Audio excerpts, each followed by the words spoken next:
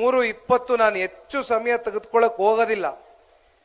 ಕಾರಣ ಈಗಾಗಲೇ ಜಿಲ್ಲೆಯ ಅನೇಕ ಜನ ನಾಯಕರುಗಳು ಇವತ್ತಿನ ಈ ಕಾರ್ಯಕ್ರಮಕ್ಕೆ ಆಗಮಿಸಿ ಕಾರ್ಯಕ್ರಮಕ್ಕೆ ಹಾಗೂ ಪಕ್ಷದ ಕಾರ್ಯಕರ್ತರಿಗೆ ಒಂದು ಹೊಸ ಉರುಪನ್ನ ತಂದುಕೊಟ್ಟಿದ್ದಾರೆ. ಜೆಡಿಎಲ್ಪಿ ನಾಯಕರು ಚಿಕ್ಕನಾಯಕನಹಳ್ಳಿ ವಿಧಾನಸಭಾ ಕ್ಷೇತ್ರದ ಶಾಸಕರು ಪ್ರಾಸ್ತಾವಿಕವಾಗಿ ಮಾತನಾಡಿ, ಜನಸ್ಪಂದನ ಕಾರ್ಯಕ್ರಮ ಪ್ರತಿ ಸೋಮವಾರ ಅವರೇನೋ ಅವರ ಕ್ಷೇತ್ರದಲ್ಲಿ ಹಮ್ಮಿಕೊಂಡಿದ್ದಾರೆ.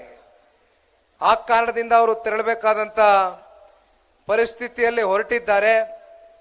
ಮತ್ತೊಬ್ಬರು ಜಿಲ್ಲೆಯ ಅತ್ಯಂತ ಹಿರಿಯ ಶಾಸಕರು, ಒಂದು ರೀತಿ ದೇವೇಗೌಡರು ಸಾಹೇಬ್ರನ್ನ ನಾವೆಲ್ಲರೂ ಹೋರಾಟದ ಹಿನ್ನೆಲೆಯಲ್ಲಿ ಯಾವ ರೀತಿ ಪಕ್ಷ ಕಟ್ಟಿದ್ದಾರೆ ಅಂತಕ್ಕಂಥದ್ರ ಬಗ್ಗೆ ಚರ್ಚೆ ಮಾಡ್ತಾ ಇರ್ತೇವೆ. ಅದೇ ರೀತಿ ಇವತ್ತು ತುರುವೇಕೆರೆ ವಿಧಾನಸಭಾ ಕ್ಷೇತ್ರದಲ್ಲೂ ಕೂಡ 4ನೇ ಬಾರಿ ಶಾಸಕರಾಗಿ ಬಹುಶಃ ಅವರ ಒಂದು ಹೋರಾಟದ ಹಿನ್ನೆಲೆಯಲ್ಲೇ ಗುರುತಿಸಿಕೊಂಡಿರ್ತಕ್ಕಂಥ ಮಾನ್ಯ ಎಂ ಟಿ ಕೃಷ್ಣಪ್ಪಣ್ಣನವರು ಕೂಡ ಕ್ಷೇತ್ರದಲ್ಲಿ ಯಾವುದೋ ಒಂದು ಭಗವಂತನ ತೇರನ್ನ ಎಳಿತಕ್ಕಂಥ ಕಾರ್ಯಕ್ರಮವನ್ನು ಮುಕ್ತಾಯ ಮಾಡಿ ಇವತ್ತು ಈ ಕಾರ್ಯಕ್ರಮಕ್ಕೆ ಆಗಮಿಸಿದ್ದಾರೆ. ಬಹುಶಃ ಅವ್ರಿಗಿರ್ತಕ್ಕಂಥ ರಾಜಕಾರಣದ ಅನುಭವದಲ್ಲಿ ಅವ್ರಿಗೆ ಮಾತನಾಡೋದಕ್ಕೆ ವೇದಿಕೆ ಸಿಕ್ಕದಂತ ಸಂದರ್ಭದಲ್ಲಿ ಸಾಕಷ್ಟು ವಿಚಾರಗಳಿರುತ್ತೆ. ಸುದೀರ್ಘ ಕಾಲ ಮಾತನಾಡ್ತಕ್ಕಂಥ ಅನುಭವವನ್ನು ಹೊಂದಿದ್ರು ಕೂಡ ಇವತ್ತು ನಿಮಗೆ ಸಮಸ್ಯೆ ಉಂಟಾಗಬಾರ್ದು. ಯಾಕೆಂದ್ರೆ ಈಗಾಗಲೇ ಊಟದ ಸಮಯ ಮೀರೋಗಿದೆ. ನಮಗೇನೋ 5 ಗಂಟೆ 6 ಗಂಟೆ 7 ಗಂಟೆ ಒಂದೊಂದ್ಸಲಿ ಊಟ ಸಿಕ್ಲಿಲ್ಲ ಅಂದ್ರೂ ಜೀವನ ಸಾಕ್ತಾ ಇದೆ. ವಯಸ್ಸಿದೆ, ಏನು ತೊಂದರೆ ಇಲ್ಲ, ಪಕ್ಷ ಕಟ್ಟೋಣ. ನಿನ್ನೆ ಮಾನ್ಯ ಈ ಭಾಗದ ಕಳೆದ ಸಾರ್ವತ್ರಿಕ ವಿಧಾನಸಭಾ ಚುನಾವಣೆಯ ಅಭ್ಯರ್ಥಿಗಳಾಗಿ ಜನತಾದಳ ಪಕ್ಷದ ಚಿಹ್ನೆಯಡಿ ಸ್ಪರ್ಧೆ ಮಾಡಿರ್ತಕ್ಕಂಥ ಶಾಂತಕುಮಾರ್ ಅಣ್ಣ ಅವರು ಬಹಳ ವಿಜೃಂಭಣೆಯಿಂದ ಇವತ್ತು ಈ ಪಕ್ಷದ ನಿಷ್ಠಾವಂತ ಕಾರ್ಯಕರ್ತ ಬಂಧುಗಳು ಮತ್ತೆ ಬಹಳ ಸದೃಢವಾಗಿ ಗಟ್ಟಿಯಾಗಿ ಇರ್ತಕ್ಕಂಥ ಮುಖಂಡರುಗಳೇನಿದ್ದಾರೆ, ಯಾವೊಬ್ಬ ನಾಯಕರ ಮೇಲೆ ಇವತ್ತು ನಂಬ್ಕೊಂಡು ತಿಪ್ಟೂರು ತಾಲೂಕಿನಲ್ಲಿ ಪಕ್ಷ ಉಳಿದಿಲ್ಲ. ಆದ್ರೆ ಕಾರ್ಯಕರ್ತರು ಯಾರನ್ನ ಬೇಕಾದರೂ ಸೃಷ್ಟಿ ಮಾಡ್ತಕ್ಕಂಥದ್ದು ಅಥವಾ ರಾಜ್ಯ ನಾಯಕರು ಯಾರನ್ನಾದ್ರೂ ಸೂಚಿಸಿದಂತ ಸಂದರ್ಭದಲ್ಲಿ ಅವರ ಜೊತೆಗೂಡಿ ಪಕ್ಷವನ್ನ ಕಟ್ಟತಕ್ಕಂಥ ಪ್ರಾಮಾಣಿಕ ಮನಸ್ಸುಗಳು ಇರ್ತಕ್ಕಂಥ ವಿಧಾನಸಭಾ ಕ್ಷೇತ್ರ ಅದೇ ಅದು ತಿಪ್ಟೂರು ವಿಧಾನಸಭಾ ಕ್ಷೇತ್ರ ಅಂತಕ್ಕಂಥದ್ದು ಈ ಸಂದರ್ಭದಲ್ಲಿ ಪಕ್ಷದ ಒಬ್ಬ ಯುವ ಕಾರ್ಯಕರ್ತನಾಗಿ ತಿಳಿಸ್ಲಿಕ್ಕೆ ಬಯಸ್ತೇನೆ. ಹಾಗಾಗಿ ಶಾಂತಕುಮಾರ್ ಅಣ್ಣ ಅವರು ಜೊತೆಯಲ್ಲಿ ಸ್ಥಳೀಯವಾಗಿ ಅವರ ಜೊತೆಯಲ್ಲಿ ಇರ್ತಕ್ಕಂಥ ಪಕ್ಷದ ಮುಖಂಡರುಗಳು, ಪದಾಧಿಕಾರಿಗಳು, ಕಾರ್ಯಕರ್ತ ಬಂಧುಗಳು ಎಲ್ಲರೂ ಸೇರಿ ಇವತ್ತು ಅತ್ಯಂತ ವಿಜೃಂಭಣೆಯಿಂದ ಇವತ್ತು ಒಂದು ರ್ಯಾಲಿಯನ್ನ ಆಯೋಜನೆ ಮಾಡ್ಕೊಂಡಿದ್ರಿ. ತಿಪ್ಟೂರು ನಗರದಲ್ಲಿ ಸುಮಾರು 2-3 ಕಿಲೋಮೀಟರ್ 1 ಗಂಟೆಗೂ ಹೆಚ್ಚು ರ್ಯಾಲಿ ಮೂಲಕ ನಮ್ಮೆಲ್ಲರಿಗೂ ಕೂಡ ಬಹಳ ಪ್ರೀತಿಯಿಂದ ಸ್ವಾಗತವನ್ನ ಕೋರಿದ್ದೀರಿ. ನಾವು ಇದನ್ನ ಎಂದಿಗೂ ಕೂಡ ಮರಿಲಿಕ್ಕೆ ಆಗೋದಿಲ್ಲ. ಇವತ್ತು ಬಹಳ ದೊಡ್ಡ ಮಟ್ಟದಲ್ಲಿ ವೇದಿಕೆಯನ್ನ ಮಾಡ್ಕೊಂಡಿದ್ದೀರಿ ಶಾಂತಕುಮಾರ್ ಅಣ್ಣ ಅವರೇ. ಬಹುಶಃ ಇನ್ನು 1 ಗಂಟೆ ನಾವು ಬೇಗ ಬಂದಿದ್ರೆ ಜನಕ್ಕೂ ಕೂಡ ಸಮಸ್ಯೆ ಆಗ್ತಾ ಇರಲಿಲ್ವೇನೋ. ನಾನು ಬೆಳಗ್ಗೆ 10 ಗಂಟೆಗೆ ಮನೆಯನ್ನ ಬಿಡ್ಬೇಕಾಗಿ ಬಂತು. ಶಾಂತಕುಮಾರ್ ಅವರು ಮಾತಾಡ್ಬೇಕಾದ್ರೆ ಹೇಳ್ತಾ ಇದ್ರು, ನಿಖಿಲ್ ಕುಮಾರ್ ಅವ್ರಿಗೆ ಸುಸ್ತಾಗಿದೆ ಅಂತ. ನನ್ನ ದೇವರಣೆ ಸುಸ್ತಾಗಿಲ್ಲ, ಸುಸ್ತಾಗ್ತಕ್ಕಂಥ ವಯಸ್ಸು ಅಲ್ಲ.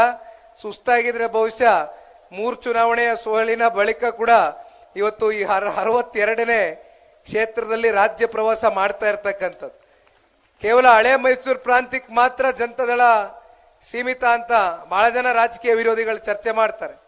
ಅಂಥದ್ರಲ್ಲಿ ಕಲ್ಯಾಣ ಕರ್ನಾಟಕ, ಕಿತ್ತೂರು ಕರ್ನಾಟಕ, ಮಧ್ಯ ಕರ್ನಾಟಕ, ಉತ್ತರ ಕನ್ನಡ ಸೇರಿದಂತೆ ಎಲ್ಲಾ ಜಿಲ್ಲೆಗಳಲ್ಲೂ ಕೂಡ ಪ್ರವಾಸವನ್ನ ಮಾಡಿ ಅಂತಿಮವಾಗಿ ಬಹಳ ಜನ ಕಾರ್ಯಕರ್ತರು ಕೇಳ್ತಾ ಇದ್ರು, ಮೊದಲನೇ ಹಂತದಲ್ಲಿ ತುಮಕೂರು ಜಿಲ್ಲೆಯ 8 ಕ್ಷೇತ್ರಗಳಿಗೆ ಪ್ರವಾಸವನ್ನ ಮಾಡಿದ್ರಿ, ಯಾಕೆ ನೀವು ಗ್ರಾಮಾಂತರಕ್ಕೆ ಬರ್ತಾ ಇಲ್ಲ, ಯಾಕೆ ನೀವು ತಿಪ್ಟೂರಿಗೆ ಬರ್ತಾ ಇಲ್ಲ, ಯಾಕೆ ನೀವು ತುಮಕೂರು ನಗರಕ್ಕೆ ಬರ್ತಾ ಇಲ್ಲ ಅಂತಕ್ಕಂಥದ್ದು ಸಾಮಾಜಿಕ ಜಾಲತಾಣಗಳಲ್ಲಿ ನಮ್ಮ ಕಾರ್ಯಕರ್ತ ಬಂಧುಗಳು ಹಾಕ್ದಂತ ಒಂದು ಸಂದೇಶವನ್ನ ಬಹಳ ಸೂಕ್ಷ್ಮವಾಗಿ ಗಮನಿಸುತ್ತೆ.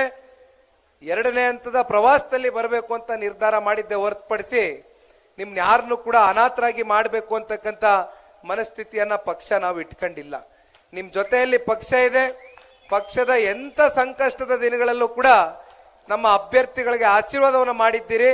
ಬಹುಶಃ ಶಾಂತಕುಮಾರ್ ಅವರು 31,000 ಮತಗಳು ಕಳೆದ ಬಾರಿ ಚುನಾವಣೆಯಲ್ಲಿ ಅವರ ಪರವಾಗಿ ಕ್ಷೇತ್ರದ ತಂದೆ ತಾಯಂದ್ರು, ಯುವಕ ಸ್ನೇಹಿತರು ಎಲ್ಲರೂ ಕೂಡ ಆಶೀರ್ವಾದವನ್ನ ಮಾಡಿದ್ದೀರಿ. ಬಹುಶಃ ಇದು ಇಲ್ಲಿಗೆ ಮುಕ್ತಾಯ ಆಗ್ತಕ್ಕಂಥದ್ದಲ್ಲ. ರಾಜಕಾರಣ ಅಂತಕ್ಕಂಥದ್ದು ನಿಂತ ನೀರಲ್ಲ. ಒಂದ್ ರೀತಿ ಸಮುದ್ರದಲ್ಲಿ ಯಾವ ರೀತಿ ನೀರು ಹರಿತಾ ಇರುತ್ತೆ, ಆ ರೀತಿ ರಾಜಕಾರಣದಲ್ಲಿ ಬದಲಾವಣೆಯ ಪರ್ವ ಬಂದೇ ಬರುತ್ತೆ. ಆ ಬದಲಾವಣೆಯ ಪರ್ವ ಬರ್ತಕ್ಕಂಥದಕ್ಕೆ ಈಗಾಗಲೇ ಬಹುಶಃ ಈ ರಾಜ್ಯ ಸರ್ಕಾರದ ಹಲವಾರು ಜನವಿರೋಧಿ ನೀತಿಗಳನ್ನ ಏನ್ ಜಾರಿ ಮಾಡಿದ್ದಾರೆ, ಬಹುಶಃ ಇನ್ನೊಂದು 2 ವರ್ಷಗಳ ಕಾಲ 2028ರ ವಿಧಾನಸಭಾ ಚುನಾವಣೆ ಏನಿದೆ ಅದಕ್ಕಿಂತ ಮುಂಚಿತವಾಗಿ ವೇದಿಕೆ ಮೇಲೆ ಮತ್ತೆ ವೇದಿಕೆ ಮುಂಭಾಗದಲ್ಲಿ ಇರ್ತಕ್ಕಂಥ ಪಕ್ಷದ ಮುಖಂಡರುಗಳು, ಕಾರ್ಯಕರ್ತರಿಗೆ, ಈ ಪಕ್ಷದ ಕಾರ್ಯಕರ್ತರನ್ನಾಗಿ ಒಂದು ಮಾತನ್ನ ನಿಮಗೆ ತಿಳಿಸ್ಲಿಕ್ಕೆ ಬಯಸ್ತೇನೆ. ದಯಮಾಡಿ ನಮ್ಮನ್ನ ಅಂದ್ರೆ ನಮ್ಮ ಪಕ್ಷದ ನಾಯಕರನ್ನ ಬೆಳೆಸ್ತಕ್ಕಂಥದಕ್ಕೆ, ಶಾಸಕರಾಗಿ ಮಾಡ್ತಕ್ಕಂಥದಕ್ಕೆ, ಸಂಸತ್ ಸ್ಥಾನಕ್ಕೆ ಹೋಗಿ ನಮ್ಮನ್ನ ಮುಟ್ಟಿಸ್ತಕ್ಕಂಥದಕ್ಕೆ ನಿಮ್ಮೆಲ್ಲರ ಶ್ರಮ, ನಿಮ್ಮೆಲ್ಲರ ದುಡಿಮೆ ಎಷ್ಟಿದೆ ಅಂತಕ್ಕಂಥದ್ನ ನಾವೆಲ್ಲರೂ ಕೂಡ ಬಹಳ ಚೆನ್ನಾಗಿ ಅರ್ಥ ಮಾಡ್ಕೊಂಡಿದ್ದೇವೆ. ಆದ್ರೆ ವಿಶೇಷವಾಗಿ ಈ ವರ್ಷ ಗ್ರಾಮ ಪಂಚಾಯತಿ ಚುನಾವಣೆ ಬಹುಶಃ ಸರ್ಕಾರ ನಡೆಸಲೇಬೇಕಾಗ್ತದೆ, ಅದು ಸರ್ಕಾರದ ಕೈನಲ್ಲಿ ಇಲ್ಲ. ಮತ್ತು ಜಿಲ್ಲಾ ಪಂಚಾಯತಿ, ತಾಲೂಕು ಪಂಚಾಯತಿ ಚುನಾವಣೆಗಳು ರಾಜ್ಯ ಸರ್ಕಾರಕ್ಕೆ ಮನಸ್ಸಿಲ್ಲದೆ ಹೋದ್ರೂ ಕೂಡ ಬಹುಶಃ ಮುಂಬರ್ತಕ್ಕಂಥ ದಿನಗಳಲ್ಲಿ ಅದು ಕೂಡ ನಾವು ಎದುರು ನೋಡ್ತೇವೆ.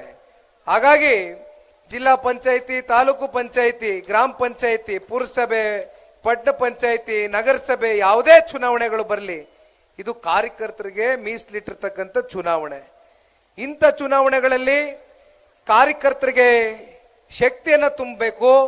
ಅವರ ಜೊತೆಯಲ್ಲಿ ನಮ್ಮ ಪಕ್ಷದ ನಾಯಕರುಗಳು ಸ್ಥಳೀಯವಾಗಿ ನಮಗೆ ದುಡಿಮೆ ಮಾಡಿರ್ತಕ್ಕಂಥ ಕಾರ್ಯಕರ್ತರನ್ನ ಗುರುತಿಸಿ ನಿಮ್ಮೆಲ್ಲರಿಗೂ ಕೂಡ ಉತ್ತಮವಾದಂತ ಒಂದು ಸ್ಥಾನಕ್ಕೆ ಹೋಗಿ ತಲುಪಿಸಿ ನಿಮ್ಮ ಮೂಲಕ ರಾಜ್ಯವನ್ನ ಸುಭದ್ರವಾಗಿ ಕಟ್ಟಿಸ್ತಕ್ಕಂಥ ಪ್ರಯತ್ನವನ್ನ ಮುಂದಿನ ದಿನಗಳಲ್ಲಿ ಜನತಾದಳ ಪಕ್ಷ ನಿಮ್ಮ ಚುನಾವಣೆಗಳಲ್ಲಿ ಮಾಡುತ್ತೆ ಅಂತಕ್ಕಂಥದ್ದು ಬಹಳ ಗಟ್ಟಿಯಾಗಿ ಪಕ್ಷದ ಕಾರ್ಯಕರ್ತನಾಗಿ ಇವತ್ತು ನಿಮ್ಮ ಮುಂದೆ ತಿಳಿಸಲಿಕ್ಕೆ ಬಯಸ್ತೇನೆ. ಲೇಟೆಸ್ಟ್ ಹಾಗೂ ಇಂಟ್ರೆಸ್ಟಿಂಗ್ ಸುದ್ದಿಗಳಿಗಾಗಿ ಬಾಸ್ ಟಿವಿ ಕನ್ನಡ ಚಾನೆಲ್ನ ಸಬ್ಸ್ಕ್ರೈಬ್ ಮಾಡಿ. ಹಾಗೆಯೇ ಬೆಲ್ ಐಕಾನ್ ಪ್ರೆಸ್ ಮಾಡಿ. ಇದರ ಜೊತೆಗೆ ಫೇಸ್ಬುಕ್, ಇನ್ಸ್ಟಾಗ್ರಾಮ್, ಎಕ್ಸ್ನಲ್ಲೂ ಮಿಸ್ ಮಾಡದೆ ಫಾಲೋ ಮಾಡಿ.